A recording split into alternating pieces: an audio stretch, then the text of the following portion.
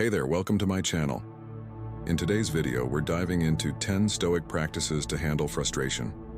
We all face those moments that test our patience, like when you're stuck in traffic, running late for an important meeting, and every red light seems to be mocking you. It's frustrating, right? But don't worry. I've got some powerful Stoic techniques that can help you stay calm and centered no matter what life throws your way. If you find these tips helpful, please give this video a thumbs up, share it with your friends, and don't forget to hit that subscribe button for more content like this. Let's get started. 1. Focus on what you can control. Achilles once said that real issues don't trouble us as much as our imagined fears about them. Let's talk about control, or more specifically, the illusion of it. You can't control the weather ruining your picnic or the traffic making you late, but you can control your attitude, feelings, and thoughts about these situations. This isn't some magical fix, it's a mental shift. Imagine you miss the bus. You can spend those extra minutes practicing deep breathing and meditation, or you can throw a fit, listen to a podcast, or simply enjoy the sky. Getting frustrated won't bring the bus back, it's already gone. Today's world is fast-paced, and we're all trying to do more, be more, and achieve more, often equating our worth with our productivity. But life is more than just a checklist. It's made up of planned moments and unexpected ones alike. Before you get caught up in frustration over something that didn't go as planned, ask yourself, is this within my control? If it isn't, take a deep breath and let it go. If it is, then take action. Finding another route to your destination is more productive than stressing over the missed bus. Embracing this first Stoic principle can be liberating, like deleting useless apps from your phone and discovering how much space they were taking up. Letting go of what you can't control makes room for what truly matters. Imagine a world where everyone lived by this principle. No more road rage, no heated arguments in the grocery store, no online outbursts over trivial matters. That's a world worth striving for. So, start today. Focus on what you can control and let go of the rest. 2. Zoom out to gain perspective. Wish for things to unfold as they will, not as you desire them to. Accepting this reality, as Epicurus suggests, leads to a smoother life. Imagine how in many movies the camera zooms out to give a bird's-eye view, revealing how small individual scenes are within the larger world. We often forget that our immediate surroundings aren't the entire universe. Sometimes, we need that higher perspective to remind us how insignificant our problems really are. Frustrated because your Wi-Fi is down? Imagine looking at that issue from space, where even entire cities are just tiny dots on the map. Suddenly, the problem seems trivial. This shift in perspective can slice through frustration like a hot knife through butter. It's not that your problems don't matter, but we tend to amplify them in our minds, turning molehills into mountains. Seeing things from above doesn't mean ignoring real issues like deadlines or flat tires. It means choosing how you perceive them. When you consider their relative importance in the grand scheme of things, they become easier to handle. Zooming out shrinks your problems and magnifies your appreciation for what you have. Isn't your health, your home, and the people in your life worth more than a minor setback? This exercise is more than mental gymnastics. It's about realigning with what truly matters. When you focus on the big picture, the smaller pixels fall into place. Next time life throws a wrench in your plans, take a moment to zoom out. If your problem appears smaller in this broader view, you'll be able to tackle it head-on rather than letting it hold you back. 3. Use the present's power. Experiencing the now without worrying about the future is the path to real happiness. Romeo. Do we not race all the time? Racing to complete school, find a career, fall in love, and check all these made-up boxes that society claims will make us whole. You can easily trip over the current moment in this never-ending dash. But the Stoics make the case for pausing and concentrating on the present. Being present in this day of technology may seem more difficult than ever. We are inundated with notifications, diverted by news streams, and frequently the joys of the present are eclipsed by the concerns of tomorrow. The thing is this, though. This tug either forward or backward frequently leads to frustration. Either anything from the past irritates us, or we're frustrated that things aren't moving as quickly as we'd like. Claiming your time back, you center yourself in the here and now. It's like plugging a leak in a ship that is sinking. You're not allowing your energy to leak into uncontrollable moments, the past, or the unpredictably uncertain future. Don't misunderstand me. Preparation is essential, and it pays to learn from prior errors. But letting them rule your present is like storing regrets from a past that has already passed or borrowing difficulty from an unrealized future. How then might you show up more? Detach yourself first from outside sounds. Turn off all but urgent notifications, schedule some downtime, practice mindfulness, or just give whatever you're doing your whole attention. Taste as well as eat. Listen to as well as to speak. Feel as much as touch. As it focuses your attention on what can be done right now, being in the present is also a cure for frustration. It makes sense and simplifies and explains. You reduce the room and time for annoyance to proliferate by using the power of now. Though you can't control everything, you can control your attention. And many of your frustrations just vanish into thin air when that attention is on the here and now. 4. Examine and control your appetites. Reflect upon and govern your desires. Genuine suffering is far rarer than the suffering conjured by our imaginations, as Seneca wisely noted. Desires are intimately linked with frustration. When you wish for something to occur and it doesn't, irritation follows. The Stoics had a straightforward antidote for this. Recognize the nature of your desires. In Stoic philosophy, desires are categorized as either natural or vain. Natural desires are those essential for survival and well-being, such as food, shelter, and health. Vain desires, on the other hand, include the pursuit of wealth, fame, and other superficial aspirations. The Stoics taught that while it is acceptable to fulfill natural desires to maintain health, one must be exceedingly cautious with vain desires. Human nature tends to crave more money, more recognition, more possessions. But have you noticed how chasing after these things often leaves you more exhausted than fulfilled? It is akin to running on a treadmill, expecting to reach a destination. Vain desires lead you in circles, always just out of reach, never providing true satisfaction. The Stoic solution is not to abandon all desires, which would be neither practical nor beneficial. Instead, the aim is to control your desires, weighing them on a scale of true importance. Before becoming frustrated over unmet desires, question their value. This recalibration of your wants naturally reduces frustration. Imagine a life where disappointment is minimized because you are not chasing irrational or superficial goals. How then do you determine which desires are worthwhile? Generally, ask yourself whether achieving this goal will genuinely enhance your personal growth and well-being. If the desire is more about immediate gratification or social approval, it might be worth reconsidering. Understanding this paradox of desire is like updating your mental operating system. It clarifies your objectives, sharpens your focus, and enhances your overall performance. With clearer goals, frustration finds less fertile ground to grow. Therefore, examine your desires closely. Simplifying and decluttering them will make it easier to navigate life with a sense of purpose, rather than being swept away by the capricious winds of vain ambitions. Embrace this Stoic practice. Regularly analyze your goals. By doing so, you align your pursuits with what truly matters, leading to a life directed by intention and purpose, rather than the erratic influence of unworthy desires. 5. Suggest negative visualization. How does lamenting something assist in making it heavier? Seneca. Negative visualization is not about being a Debbie Downer, so don't make snap judgments. It is instead about getting your mind ready for possible setbacks so you can gracefully and resiliently overcome them.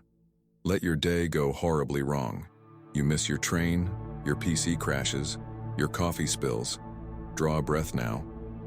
Though none of this has actually happened, you have already mentally gone through it. You're set up. Two amazing things happen with this workout. It protects you against the first shock of bad things happening. To start, you don't freak out then when the Wi-Fi inevitably goes out 5 minutes before your major presentation. You adjust since, in your mind, you have already been there. Second, when things are going well, negative imagery makes you feel much more appreciative. You begin to value the little things in life, the unspilled coffee, the dependable technology, the on-time train, because you understand they are not guaranteed. Knowing how easily things could go the other way makes you happier in life.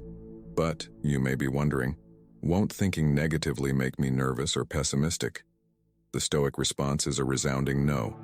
The idea is to touch on the bad enough to lessen its ability to irritate you, rather than to dwell on it. Use this not as a justification to always assume the worst. That is not the discussion here.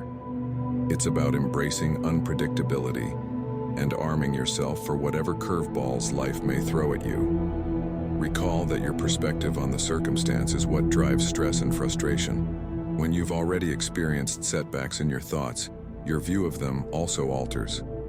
Try it the next morning when you're having your coffee. Imagine possible failures for a short while and then let them go. When life does provide those curveballs, you'll discover that you'll handle them with the poise of an experienced player, rather than the fear of a novice. Now, I'll set you a challenge. If you've read this far, I have no doubt you can finish. I promise that the last scene is the most transforming. Do you think you can finish this? Justify it. You won't regret following me until the very end. 6. Memento Mori. Observe your mortality. Let us get ready mentally as though we were near death. Let us put nothing off. Every day, let's balance the books of life. Seneca. You may think this one a little morbid, but bear with me. The phrase Memento Mori means, remember you will die, and it has a really positive meaning. It is a striking reminder to live a real, passionate life, with an emphasis on what is important. Whence? For our time is limited. The idea of dying clarifies the ambiguities in life quite well. Aware of the transience of life, irritations and frustrations seem insignificant. Are you going to lose valuable time worrying over a small setback or a nasty comment? The Stoics contend that by being aware of our mortality, we are better able to cut through the minutiae of life and concentrate on what really matters. But this is still another level. Our limited time makes everything more urgent. It inspires us to move, grow, change, and resolve. Not tomorrow, but now. Knowing there are no more endless redos in life, you are no longer able to put off important tasks. How then to include Memento Mori into your life without it becoming depressing? Consider it a daily reminder. In the big picture of my short life, how much does this moment really matter? Ask yourself when you're frustrated or stuck. Generally speaking, you'll discover that the thing you're suffering over isn't worth compromising your mental health. Memento Mori is mostly intended to motivate action and thankfulness, rather than to arouse fear. It's a tool for sorting the gold from the sand and the noise that permeates our life from what really important. Recalling the transience of life not only lessens frustration, but also improves the quality of life. Your days start to matter more, your deeds more purposeful, and your time more precious. It's the best reality check supporting you to live fully while keeping you anchored. 7. Practice self-compassion. One of the mainstays of Stoic philosophy is the act of being kind and understanding to oneself, particularly when things are tough or going wrong. Stoicism recognizes the underlying humanity and fallibility of people, even if it frequently stresses the value of virtue and resiliency. Self-compassion, then, is consistent with Stoic ideas since it acknowledges one's value and accepts the flaws in the human state. Self-compassion in the Stoic tradition starts with accepting oneself as a morally and logical creature who is malleable. The Stoic sage patiently and understandingly tackles these problems rather than berating oneself for imagined flaws or errors. This is an acknowledgement of the underlying worth and potential inside oneself, not a sign of surrender or complacency. Furthermore, developing self-compassion helps people to become resilient in the face of hardship. Stoics are better prepared to handle life's inevitable disappointments and defeats because they respect themselves and recognize their own humanity. They take on problems with inner strength and fortitude rather than giving in to self-criticism or hopelessness. Furthermore, promoting a closer bond with people is self-compassion. Understanding their own hardships and frailties helps Stoics to grow compassionate and empathetic toward other people. This common knowledge strengthens the feeling of unity and friendship that underpins the Stoic conviction that all living things are interrelated. Self-compassion practice also fits well with the Stoic emphasis on living in harmony with nature. Similar to their support of treating others with respect and kindness, Stoics understand the need to show the same compassion to oneself. People who cultivate compassion for themselves match their behavior with the natural order of the cosmos, therefore promoting inner peace and harmony. Finally, self-compassion is a cornerstone of Stoic philosophy, rather than a sign of weakness or indulgence. Kindness, understanding, and forgiveness, directed toward oneself, help one develop inner calm, empathy, and resilience. Living lives marked by courage, dignity, and compassion, Stoics are living examples of virtue and wisdom, in that they embrace their own humanity and intrinsic value. 8. Cultivate patience in the face of adversity. A keystone of Stoic philosophy is the development of patience in the face of hardship, which embodies the virtue of endurance and perseverance in the face of difficulties. According to Stoicism, people are in charge of their own reactions and attitudes, even if they may not be able to influence other people. Patience thus turns into a potent instrument for gracefully and calmly negotiating trying situations. Fundamentally, developing patience means seeing that hardship is inevitable and seizing it as a chance for personal development. Stoics face challenges head-on, not opposing or resenting them because they understand that every challenge offers an opportunity to fortify one's character and resolve. Understanding that hardship is frequently transient, Stoic teachings stress the need to keep a long-term perspective. Those that have a patient attitude avoid behaving rashly or giving in to hopelessness and instead decide to persevere with bravery and resiliency. Furthermore, developing patience helps people to find inner calm and serenity in the middle of life's upheavals. Stoics understand that irrational expectations and a need for instant satisfaction lead to irritation and impatience. The tyranny of worry and unhappiness is released by people who give up attachment to results and embrace the present. Having patience also helps one to have a greater empathy and understanding of others. Since everyone has their own difficulties and obstacles, Stoics understand that patience enables one to be more compassionate and to connect with other people. Those who show compassion and understanding to others instead of passing judgment or criticizing them for their flaws recognize that we are all flawed people trying to better ourselves. In conclusion, developing patience is an intentional dedication to endurance, resilience, and inner tranquility, rather than a passive acceptance of hardship. Living courageous, resilient, and graceful lives, Stoics exemplify the characteristics of strength, wisdom, and compassion by accepting life's difficulties with patience and equanimity. 9. Embrace impermanence. The complexity of life can be navigated with great understanding from Stoicism to gracefully and resiliently managing frustration. Among the 10 Stoic techniques for controlling impatience, accepting impermanence shows itself to be a powerful instrument for developing inner tranquility and equanimity. Accepting that everything is transient and that change is a natural aspect of life is what Stoicism teaches us. Accepting impermanence is admitting that life is full of change and uncertainty, and that holding on to particular results would only cause us to be disappointed and frustrated. Accepting impermanence helps us to be at ease even in the middle of life's highs and lows. Stoics welcome the present and take comfort in the tides of life, rather than fighting change or hanging on to the past. Through the encouragement of letting go of expectations and attachments, this practice releases us from the oppressive power of want and yearning. Adopting impermanence also helps one to appreciate and be more grateful for life's transient beauty. Knowing that everything is transient helps us to appreciate each moment as it comes, understanding that it is merely a passing gift. This technique invites us to enjoy the depth of every experience by inspiring amazement and wonder at the transience of existence. Accepting impermanence is a potent Stoic method of managing anger and achieving inner tranquility. We release ourselves from the grasp of annoyance and develop a greater sense of thankfulness, resiliency, and tranquility in our lives when we acknowledge the always shifting aspect of reality. 10. Amor fati, adore your fate. Fate trawls the unwilling and leads the willing. Seneca. If you've been nodding along thus far, amor fati, or love your destiny, may just speak to you on a very deep level. Accepting what happens to you is not the whole picture. It has to be accepted and loved, understanding that every event is a lesson disguised as another. Lost your job? Consider it a chance for a new skill or a career change rather than a time to mope. You broke up? Even so challenging, it can be the universe's way of telling you that there is something greater out there for you. This does not absolve you of feeling disappointment or sadness. Naturally occurring human reactions are those. The Stoic tack is to experience emotions, admit them, and then change the story.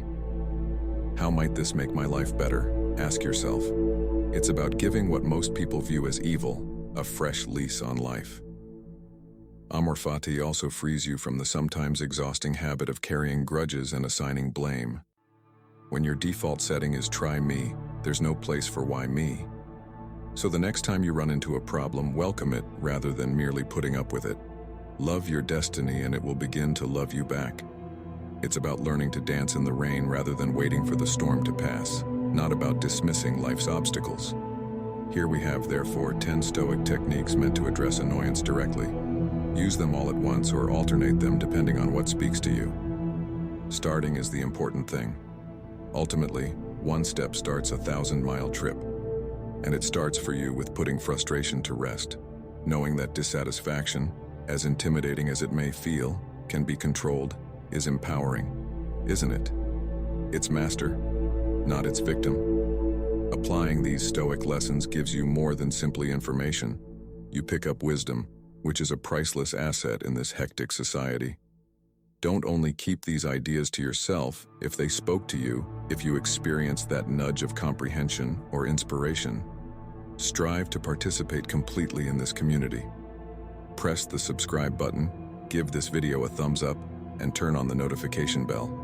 Let us explore life's various lessons and pleasures rather than just passing through them. Finally, please leave a comment below indicating which practice really resonated with you, or if you found your own special approach to navigating life's many turns.